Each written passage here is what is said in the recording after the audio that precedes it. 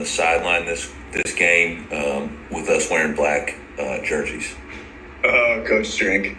I gotta fit in somehow. I'm more than likely. We'll see what the forecast is. I kind of know, but I'm expecting that. So it's kind of got its own life of its own right now. So we're rolling with it. That's the only question I needed to find out for the day. All right. See ya. We call that poking the bear. In sports, we call that poking the bear, having a little bit of fun. Missouri head coach Eli Drinkwitz having a little bit of entertainment there in the annual weekly SEC teleconference there with the coaches that we hear from every single Wednesday evening. Of course, we know the hot topic in Tuscaloosa has been this black hoodie that Kalen DeBoer has pretty much, he doesn't have a choice. The fan base is saying, Coach, you have to wear this because when you wear this, we win. Eli's having a good time with it. Going into the Vanderbilt game, they were 11-2. Now, I don't know who keeps up with these stats, but somebody 11-2 somewhere. going into it. Yeah. 12-2 now after that win over Vanderbilt. So, yes, no, he has to keep it. And Drink was like, hey, are you going to bring that good luck hoodie over to Columbia? If so, we're going to change our game plan a little bit. I didn't realize he said, are you going to wear the black hoodie of death? The black hoodie of death is what he called it on the sideline with us wearing black jerseys. That is absolutely hilarious. The black hoodie of death. So I think that Coach has said on record several times that when he wears the black hoodie of death, obviously he understands that people have these ideas that, hey, okay, you have to wear this to win. What am I trying? What's the word I'm not being able to say right now? Superstitions. Sorry, that was the word I'm trying to get to. These superstitions that he has to do that. He's kind of playing around with it. But here's the deal. One slip up not wearing that, and people will come for your head. That is the SEC. It just means more. Fans are outrageous. Nothing makes sense, and that's how it would go. Every coach, if you start to think about it now, this is now a 12-game sample size, or 14-game sample size. He's 12-2 with it. But every Bama coach has had their thing. So you had, obviously, Bear Bryant with the houndstooth.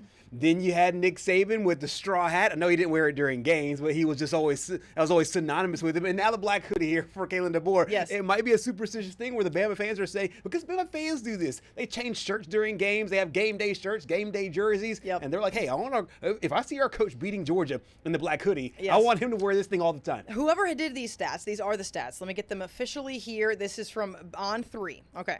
In 18 games over the last 2 years, Alabama is 12-2 when DeBoer is in a black hoodie of some kind, and just 1-3 when he coaches wearing crimson. DeBoer is a perfect 10-0 when he sports the classic black hoodie. So like there's specific, there's black shirts, there's the black cutoff, the one with the hood, 10-0. I'm just telling you, as a coach's wife, as a former college athlete, check every single box, as a sports fan, he does not have a choice. You might want to bring one and pack about 4 more just in case you lose one in luggage. That's in the carry-on. You know how they say put the important things in the carry-on? Right. That's going in the carry-on. Yeah. That does not get in the truck. Now listen, I understand that they fly like the private planes and all that. I'm joking. But the seriousness, that you can't have that one left behind. No, you can't. And Kalen DeBoer has said that he is not a superstitious guy. Sure. I'm not really superstitious. I mean, I'll have an umbrella up during, inside the building. I'll walk underneath a ladder. But if I'm around somebody who I know it's superstitious, see, that's the thing, I don't believe in it. So even the salt over the shoulder, I don't believe that this Patrick, is good I'm going to ask you to come in on this one because I don't think that's accurate. Because literally just yesterday, you weren't wearing your Cub shirt, and you're like, I wore my Cub shirt. And by the way, Patrick is celebrating the beginning of the hockey season. But the other day, yesterday. No, don't try to backdoor that. Yeah, thank you. Okay, I love nothing more than proving guys wrong in life, and most especially on this show. And it's a daily occurrence. And so thank you for eating your words on this. But just yesterday, you're like, I didn't have a Cub shirt, and now they won. Yeah, but now you can't ever wear it again. Now at this point, you've already backdoored. I mean, it's just got to be around me. That's the thing. It's got to be around me. It doesn't have to be. Where was it? Where was it? On the floor? Where did you have it? Did you have it here? No, did you summon it? It's in the car now. If I just need to have it in case I need to put it on. And so, yes, in that regard, it's like a rally cap? Yes. But we scored 4 runs in the first inning. I didn't need it. And you're like, you know what? I'm going to leave that thing in the car. We good. We're good. We don't need that. You don't need it. But let me just tell you right now, This man, 35 seconds ago, just said he wasn't superstitious, okay? I didn't think about it. This is the only thing I'm superstitious about. Now he's doing damage control. I've spent like 15 years with you in the last, 15 years. I've spent a lot of time with you, and I know that is not true. I can sit here and find the list, and you know what? And maybe after the next break, I'll actually have the list. A lot of hot topics to get to today, guys, here on Southeast Sports Plus. It's going to be a fun couple of hours, and a lot of different things throughout the SEC. Yeah, Garrett Nussmeier looks to rebound against South Carolina coming up this week. Can Auburn finally end this streak of 8 straight wins in the Deep South's oldest rivalry, 130 games, 130th matchup between Auburn and Georgia this week? The latest on John Mateer.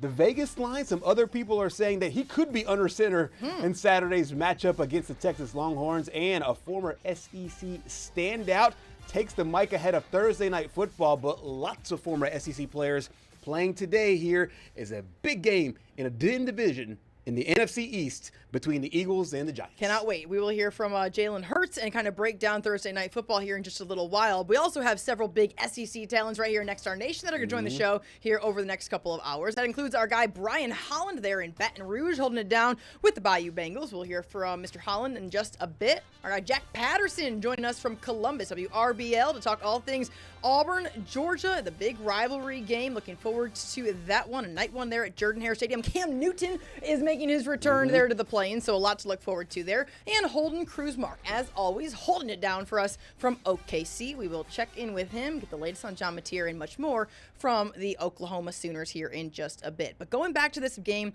against Alabama and Missouri really quick, Gerhard, this line has been a little bit concerning, a little bit confusing. And I was not, just like you act like you aren't superstitious, at one time, I didn't read into the line very much until you taught me how to gamble.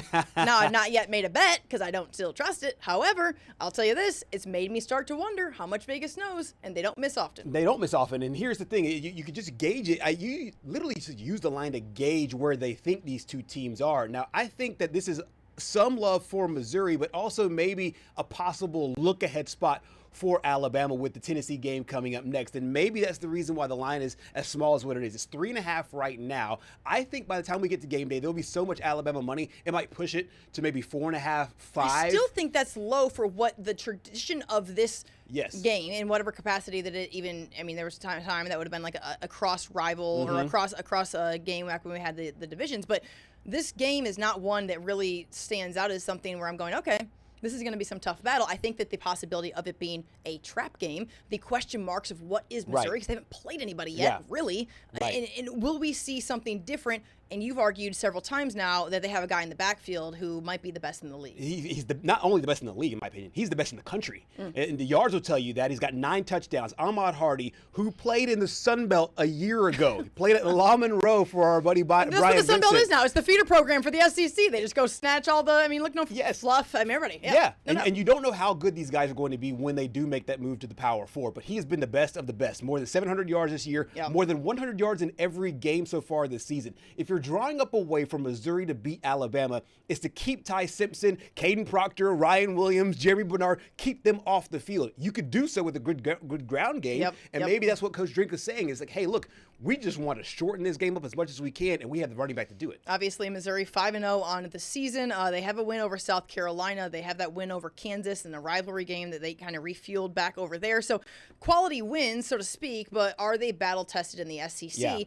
Maybe not yet. They will be on Saturday, no question. You got to add in the fact that it's an 11 a.m. kickoff, and everybody hates those. Who wants to tackle anybody at 11 a.m.? I think that's. I have to tackle a 3-year-old at 11 a.m. I promise you, I don't want to do that. I definitely don't want to tackle a 200 and whatever pound, 300 whatever pound guy either. So I was listening to Kane Womack's press conference from Monday, and one of the things he brought up is something I never thought about, is that the 11 kickoffs on the road especially, it accelerates your entire calendar. It accelerates when you leave. It just throws you off, and football coaches and players are creatures of habit, and it just throws you off, and it doesn't seem like much between 2:30 and 11, or a 6 o'clock game and an 11 a.m. game, but it throws you off just enough. And just like we said, you hate them.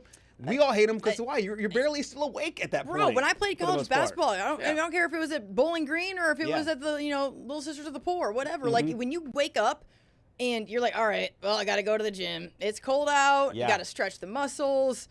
And it's just easier when you wake up in your own bed. You just make the little hop, skip, and a jump over to your stadium in your normal locker room. It's way easier when you're the home team. Nobody really wants to play at 11 a.m. The advantage is certainly with the team that is sitting there in their own stadium.